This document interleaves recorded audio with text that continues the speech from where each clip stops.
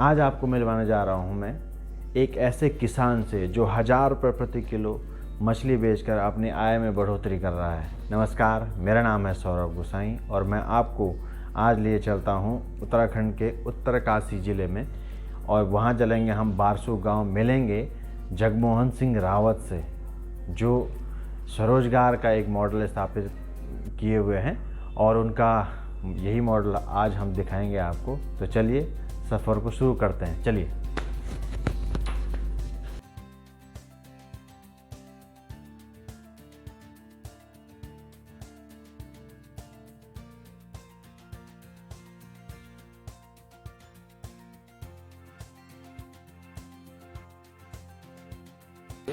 मेरा नाम जगमोहन सिंह रावत है जी और ये मेरा गांव है बारसू। मूल रूप से मैं किसान हूँ, किसान बैकग्राउंड से मैं आगे बढ़ा हूँ। मेरे बहुत काम है किसानी और खेती बाड़ी में, पर्यटन क्षेत्र में। लेकिन विषय जो है ये मत्स्य पालन का है।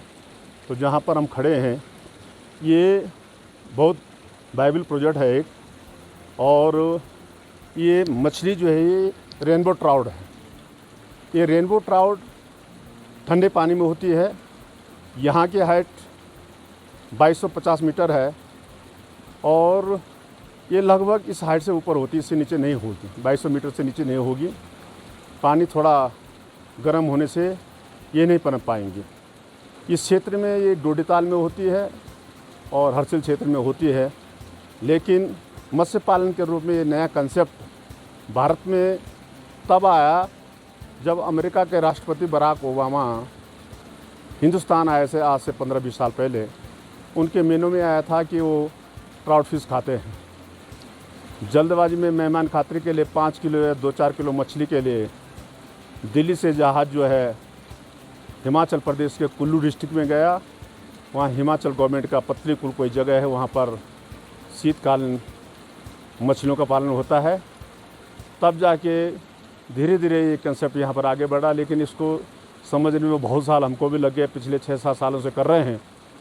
लेकिन आज की तारीख में हमारे पास लगभग 7-8 क्विंटल उपलब्ध है अभी भी बिक्री हेतु। और ये उत्तरकाशी, देहरादून और यहाँ पर भी बहुत टूरिस्ट आते हैं देहरा क्षेत्र में।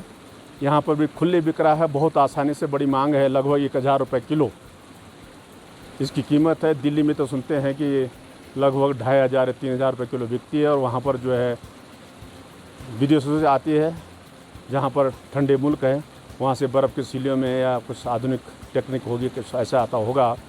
तो मैं समझता हूँ कि ये बहुत बड़ा वायबल प्रोजेक्ट है। और अभी जो है हमारे पास जो है ये 10 रेसवेज है। ये 3 दिख रहे हैं आपको, 1 यूनिट है और ऐसे ही 3 ये नीचे है और 4 ऊपर है।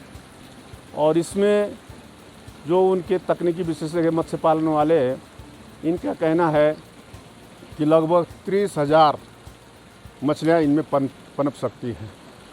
अगर ठीक ठाक इसमें पनप गई तो इसमें बहुत जो है तो लाभ हो सकता है। ये बताइए कि सरकार की तरफ से इसमें कोई प्रोत्साहन या कुछ ऐसा कुछ शुरू में तो सरकार की तरफ से प्रोत्साहन है जी। आप यहाँ पर जहाँ खड़े हैं तो इसमें जो है 2 लाख या 20 या 30,000 रुपये 1 यूनिट में सरकार जो है निर्माण के लिए देती है। थोड़ा बहुत कुछ बीज के लिए देती है, थोड़ा जो है उसके फीड के खाने के भोजन के लिए देती है। जो इस सामने पे दिख रहा है आपको, ये मांसाहारी होते हैं और ये फीड जो है बाहर से बन के आता है, कहीं आंध्रा या कहीं अन्य प्रदेशों से आता है। लेकिन 2 लाख में मैं समझता हूँ कि यहाँ तो 2 लाख में तो बजरी में या सीमेंट में नहीं आती, बजरी नहीं आती है। इसकी लागत आप देखेंगे तो कम से कम जो हमारी 1 यूनिट ये बन रखी है, लगभग इसमें 15 लाख रुपये खर्चा आ गया। इसकी वजह ये है कि हमारा इसकी तरफ लगाव है, हमें इसमें अपना भविष्य दिखता है और 15 लाख रुपये करीब इसमें खर्चा आता होगा तब जाके। और सबसे बड़ी दिक्कत इसमें जो है इसका बीज न मिलना है। इसका जो बीज मिलता है पूरे उत्तराखंड में 2 ही जगह जो है ट्राउट फिश के जो है सीड सेंटर है।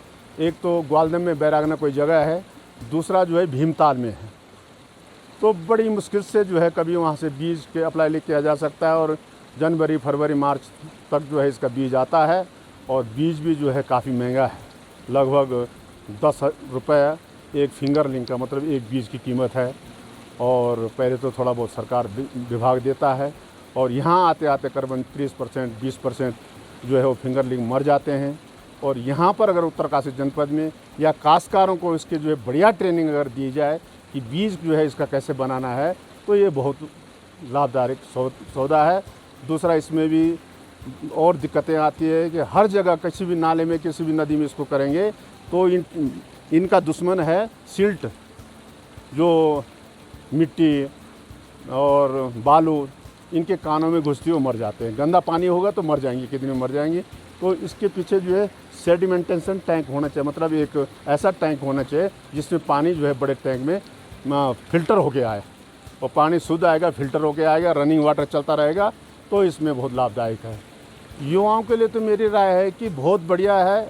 और ये पहाड़ी में केवल जो है ऊंचाई वाले क्षेत्रों में जो है पैदा होगा और इसकी मांग पूरे देश में है।